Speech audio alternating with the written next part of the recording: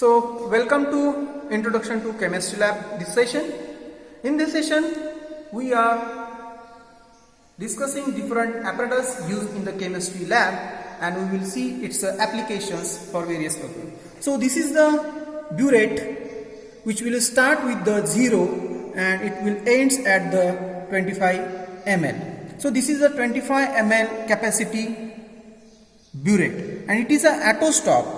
As you have seen this burette in the 12th science, there is a one gap, or we have to remove the air bubble.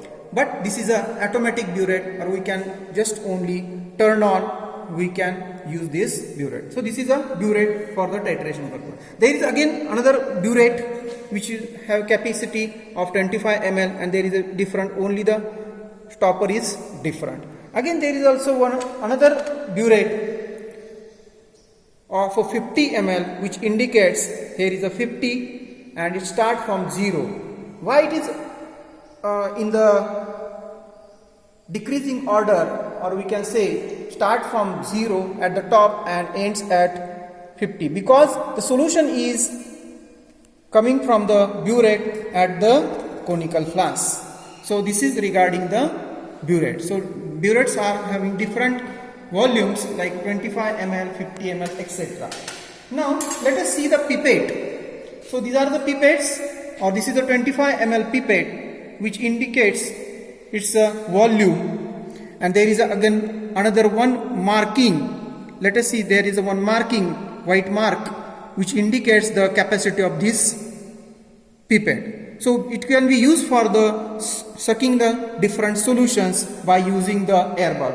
Again, there is one pipette which is of borosilicate and its capacity is 5 ml. So it is again starts with the 0 to 5. It indicates 4, and after that there is again 0.5 ml solution will be in this pipette. So this is regarding the pipette. Next one is the conical flask. So this is the conical flask used for the titration purpose. This is the neck of the conical flask, and we can titrate in this fashion. Okay. So this is its volume is 250 ml. Now again this is another one conical flask. Let us see, next one is the volumetric flask. So this volumetric flask indicates its capacity is 250 ml and it is stoppered with the stopper. Okay, so this is a solution of silver nitrate which is in the volumetric flask. Again, this is another volumetric flask of the same capacity. Next one is the beakers. So this is the beaker which having capacity of 1000 ml. Next one, this is again beaker of capacity 250 ml. Again another one beaker, its capacity is 100 ml. Next one is the beaker, its capacity is 50 ml. So these are the different beakers we are using for the solutions. Next one is the measuring cylinder, to measure the different solutions, and not in the accurate way, but we have to take it approximately. Then we are using this measuring cylinder for the measuring the different solutions. This is the measuring cylinder of capacity 50 ml. Just show the capacity of this measuring cylinder. It starts from 10, 20, 30, which we require, we can take in this measuring cylinder. That you have seen in a petrol pump. They are using it for the lubricant purpose. Again, another this one again the measuring cylinder, its capacity is 10 ml. If you require any solution or any buffer solution, for that purpose we are using this measuring cylinder. Another one is the glass rod. This is the glass rod. This glass rod is used for the purpose of stirring the solutions. If we take some solution in the beaker, we have to stir it, or we have to crush the crystals from this glass rod. So this is regarding the introduction to chemistry, different apparatus. Let us see how some another chemical. These are the stopper bottles. This is the H2SO4 solution. Again there is one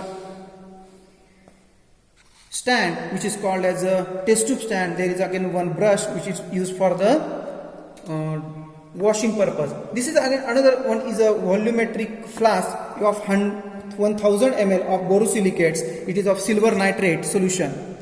Then there is a one tripod stand which is used for the heating purpose, and there is a one mesh for the its protection, or we can keep the different beaker, or we can say any conical flask in this on this tripod stand. So that is for the using heating purpose. Now we will see the different chemicals generally required for the engineering chemistry lab, and that is kept in a aside because of these chemicals have some moisture or solute. So these are the some buffer solutions, buffer capsules used for the different purposes. Another one is phenolphthalein indicators, then potassium hydroxide solution, and there are different chemicals prepared. Another one, there are some different chemicals just like EDTA solution, potassium chromate solution, again that is alum crystals, and again another one is the sodium hydroxide solution, and there is again some indicators, that is a potassium chromate solution. Again then EDTA solution, we are using the EDTA solution for hardness purpose. Another, there is some phenolphthalein indicator, nitrate solution, silver nitrate.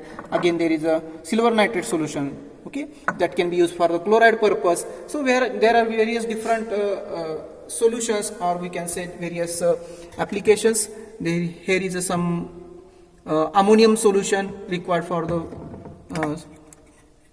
experimental purpose, phenolphthalein indicator. So these are some chemicals, and there is some another this experiment is performed, or this demonstration project is performed by the previous batch.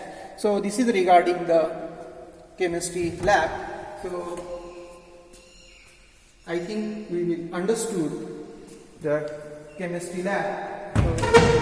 It has been kept in a wooden cupboard because there are the glass bulbs, or the we can say the glasswares are of glass. So we have kept in the wooden cupboard. So thank you very much for watching this video. Thank you.